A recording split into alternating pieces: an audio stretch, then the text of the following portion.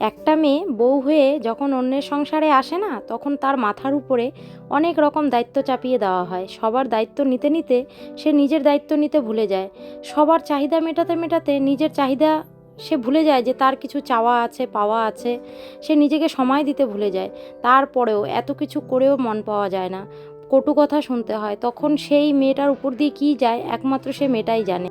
আজকে আমার মনটা তেমন একটা ভালো নেই। কাছের মানুষ যদি কটু কথা বলে সেটা সহ্য করা যায় না। তো ভাবছি যে তোমাদের সাথে কথাগুলো শেয়ার করি। একমাত্র তোমরাই আছো যাদের কাছে আমি আমার মনের কথা খুলে বলতে পারি। তো হ্যালো এভরিওয়ান, বর্মন লাইফস্টাইলে সবাইকে জানাচ্ছি অনেক স্বাগত, অনেক ভালোবাসা। তোমরা সবাই ভিডিওটা নো স্কিপ করে দেখো আর আমার সাথে থেকো। আশা করি তোমাদের ভালো লাগবে। এই যে সকালবেলা উঠেও নিস্তার নেই, ঘুম থেকে উঠেই ঝাড়ু ধরতে হয়। ঘুম থেকে উঠে উঠান বাড়ি ঝাড় দিলাম। এখন এই যে কালকে রাত্রের কিছু বাসন আছে সেগুলো মেজে নিচ্ছি। আমরা বাড়িতে 3 জন, কিন্তু প্রচুর বাসন হয়। সন্ধ্যাবেলা চা খাওয়া থেকে শুরু করে রাত্রেবেলা রান্না খাওয়া দাওয়া পর্যন্ত সব বাসন আমি জমা করে রাখি, সকালবেলা উঠে মেজে নিই। মাঝে সাঝে যখন ভালো লাগে, সারাদিন কাজ করতে করতে ক্লান্ত হয়ে যায়, তো যদি হঠাৎ কোনো দিন কাজ একটু কম থাকে, রাত্রেবেলা রান্নাবান্না করার পর যদি মনে হয় যে না আমি বাসনগুলো মেজে রাখবো, যতই রাত হোক বাসনগুলো মেজে রাখি। তারপরের দিন সকালবেলা একটা সুবিধা হয়, একটা কাজ কমে যায়।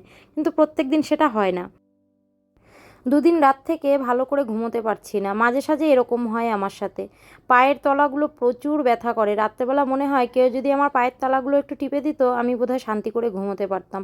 গায়ে প্রচুর ব্যথা, কিসের জন্য বুঝতে পারছি না। একবার ভাবি ডাক্তার দেখাবো, আর একবার ভাবি যে থাক, এখন আর দেখাতে পারবো না, একটু সমস্যা চলছে। তো মেয়ের স্কুল আছে, ওর টিউশনি মাস্টার আছে, সংসারের খরচ আছে। যখনই নিজের জন্য ভাবি যে একটু ডাক্তার দেখাবো, একটু নিজের কেয়ার করব, তখনই সংসারের নানান ঝামেলার কথা মনে পড়ে যায়। তখন আবার ভাবি যে থাক, আগে সংসারটা সামলাই, পরে না হয় নিজেকে সামলাবো। এত কিছু করি সংসারের জন্য, তবু সেই সংসারের মানুষজনের কাছ থেকে মন পাওয়া যায় না। তো বাসনগুলো মেজে নিলাম। আর এদিকে দেখো, 2 দিন আগে, 2 দিন না, 1 সপ্তাহর মতো হয়েছে, আমি একটা ব্লগে শেয়ার করেছিলাম আমার নতুন কাঁকরোল গাছ হয়েছে আর সেখানে ফল ধরেছে। তো দেখো, 2টো কাঁকরোল খুব সুন্দর বড় হয়ে গেছে।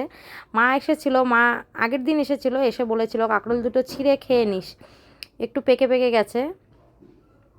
তো কাঁকরোল দুটো ছিঁড়ে নিলাম, আজকে ভাজা করব। আর অনেকগুলো কাঁকরোল এই যে ধরেছে, দেখছো? এই গাছটা না এমনি এমনি হয়েছে, তো এমনি গাছে এত সুন্দর ফল ধরেছে দেখে কিন্তু খুব ভালো লাগছে। অনেকগুলো কড়ি হয়েছে, আবার ফুলও হয়েছে নতুন নতুন, মনে হচ্ছে অনেকগুলো কাঁকরোল পাওয়া যাবে।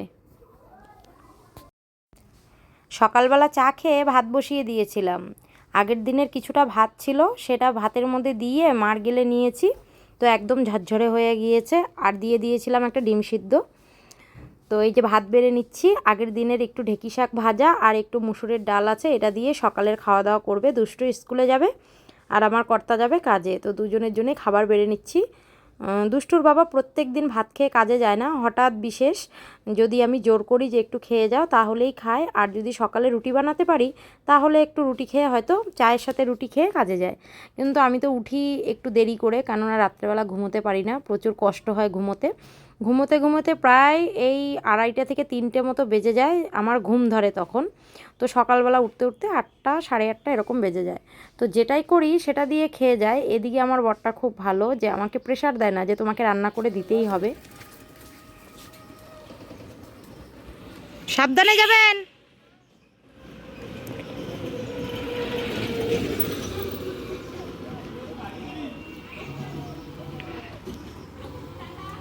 ওই ওই সাইডে যাও।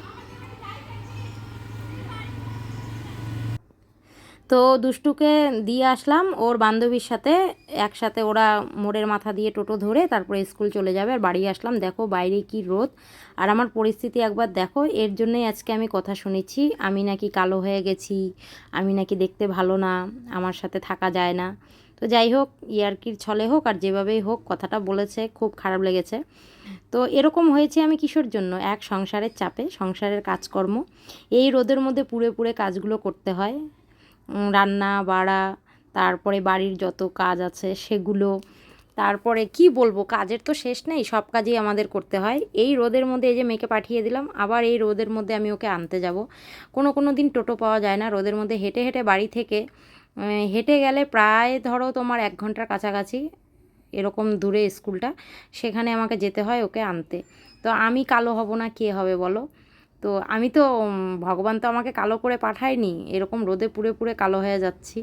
তো এদের জন্য এত কিছু করছি, এরাই আমাকে এরকমভাবে কথা শোনাচ্ছে। তো খুব খারাপ লাগলো শুনে কথাটা। তাই ভাবলাম যে থাক, কালো হয়েছি ঘষে মেজে যতটুকু পরিষ্কার হতে পারি। তো অনেক দিনের একটা ফেস প্যাক ঘরে ছিল, তো সেটাই আমি মেখে নিচ্ছি যে দেখি যতটুকু পরিষ্কার হওয়া যায়, ট্যাংগুলো ওঠে না না ওঠে। তো মুখে মেখে নিয়েছি, গলাতে হাতে পুরোটাই মেখে নেব, যাতে একটু তো পরিষ্কার হতে পারি।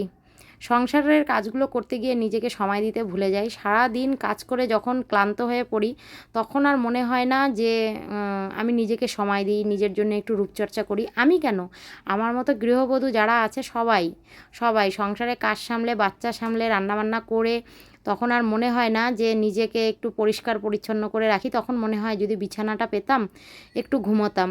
সত্যি কথা বলতে গেলে সংসারের কাজের চাপে বাচ্চাকে স্কুল থেকে নিয়ে আসা, নিয়ে যাওয়া, এগুলো করতে করতে দুপুরের ঘুম কী জিনিস সেটাও ভুলে গেছি।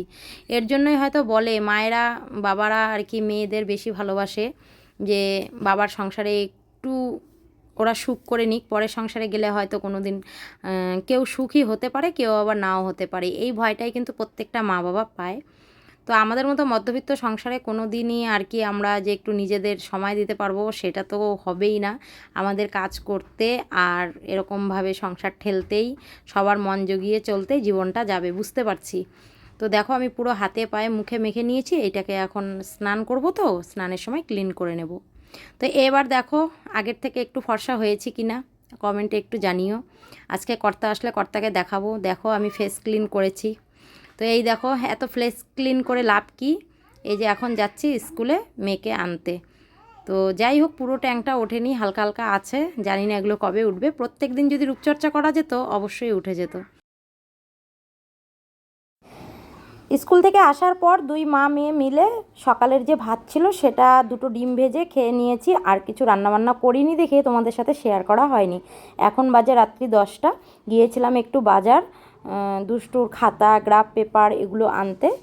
আর এসে এই যে রুটি ভাজছি, তোমাদের দাদাভাই বলছে আজকে রুটি খাবে, তো এই যে রুটি ভাজছি, আর তার সাথে হবে চা। আর ঘরে কাঁঠাল আছে, আগের দিন কাঁঠাল এনেছিল, তো বলছে কাঁঠাল দিয়ে রুটি খাবে, আর আমি চা দিয়ে খাবো।